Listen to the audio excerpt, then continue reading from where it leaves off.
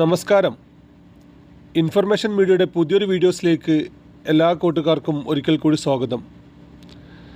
സൗജന്യ ഗവൺമെൻറ് ആരോഗ്യ ഇൻഷുറൻസ് കാർഡുമായി ബന്ധപ്പെട്ട സംശയങ്ങൾക്കുള്ള മറുപടിയുമായിട്ടാണ് ഈ വീഡിയോ വന്നിട്ടുള്ളത്. പുതിയതായി കാർഡ് എങ്ങനെ എടുക്കാം, നിലവിലുള്ള കാർഡ് പുതുക്കണോ, അതുപോലെ തന്നെ നിലവിൽ കാർഡുള്ള ആളുകൾക്ക് മറ്റ് കുടുംബാംഗങ്ങളെ എങ്ങനെ ചേർക്കാം എന്നതിനെക്കുറിച്ചുമെല്ലാം വളരെ വിശദമായി നോക്കാം. അതിന് മുന്നോടിയായി ഇൻഫർമേഷൻ മീഡിയയുടെ വീഡിയോസ് നിങ്ങൾ ആദ്യമായിട്ടാണ് കാണുന്നതെങ്കിൽ ചാനൽ സബ്സ്ക്രൈബ് ചെയ്യാൻ മറക്കരുത്. നമ്മുടെ ഈ ചാനൽ ഒരു തരത്തിലുള്ള മതപരമായ കാര്യങ്ങൾ, രാഷ്ട്രീയപരമായ കാര്യങ്ങളൊന്നും വരുന്നതല്ല. ഗവൺമെൻറ് നിന്ന് ലഭിക്കുന്ന സേവനങ്ങൾ, ആനുകൂല്യങ്ങൾ, അറിയിപ്പുകൾ എന്നിവയെക്കുറിച്ച് മാത്രമായിരിക്കും വീഡിയോസുകൾ വരുന്നത്. ശ്രദ്ധിക്കുക, ഗവൺമെൻറ് സേവനങ്ങളും അറിയിപ്പുകളും എപ്പോൾ വേണമെങ്കിലും പുതിയ മാറ്റങ്ങൾ വരാം. നിങ്ങൾക്ക് ഏറ്റവും പുതിയ അറിയിപ്പുകൾ ലഭിക്കാൻ ഇപ്പോൾ തന്നെ ചാനൽ സബ്സ്ക്രൈബ് ചെയ്ത് തൊട്ടടുത്തുള്ള ബെല്ലൈക്കൺ കൂടി ക്ലിക്ക് ചെയ്യുക.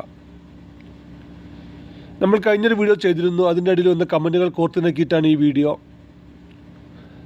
ഇതിൽ നമ്മൾ ആദ്യം നോക്കാൻ പോകുന്നത് നിലവിൽ കാർഡുകളുള്ള, നമ്മുടെ ആധാർ കാർഡിലെ ഫോട്ടോയുള്ള ഓരോ വ്യക്തികൾക്കും കാർഡുള്ള ആളുകളെ, കുടുംബാംഗങ്ങളെ, മറ്റംഗങ്ങളെ എങ്ങനെ ചേർക്കാമെന്നുള്ളതാണ്.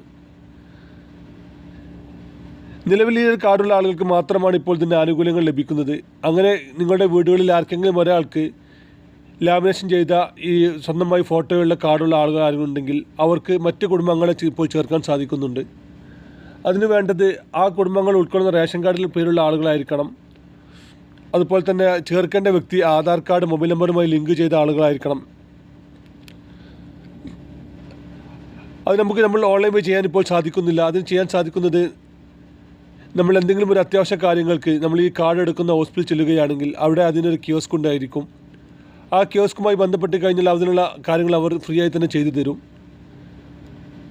നിലവിൽ ആർക്കാണോ കാർഡ് ആവശ്യമുള്ളത് ആ വ്യക്തിയുടെ ആധാർ കാർഡിൻ്റെ കോപ്പി, അതുപോലെ തന്നെ റേഷൻ കാർഡിൻ്റെയും കോപ്പി, നിലവിൽ കാർഡുള്ള വ്യക്തിയും അതുപോലെ തന്നെ അവരുടെ കാർഡിൻ്റെ കോപ്പിയുമായി നിങ്ങൾ ചെന്ന് കഴിഞ്ഞാൽ നിങ്ങൾക്ക് ഇക്കാര്യങ്ങൾ പ്രത്യേകം ചെയ്യാൻ സാധിക്കും. അങ്ങനെ നിങ്ങൾ അവരെ കൂടെ ആഡ് ചെയ്ത് കഴിഞ്ഞാൽ നിങ്ങൾക്കും മറ്റാളുകൾക്കും ഇതിൻ്റെ ആനുകൂല്യങ്ങൾ ലഭിക്കുന്നതാണ്. ഇനി നമ്മൾ നോക്കാൻ പോകുന്നത് ഈ കാർഡ് നിലവിലില്ലാത്ത ആളുകൾക്ക് പുതിയത് എങ്ങനെ എടുക്കാമെന്നുള്ളതാണ്.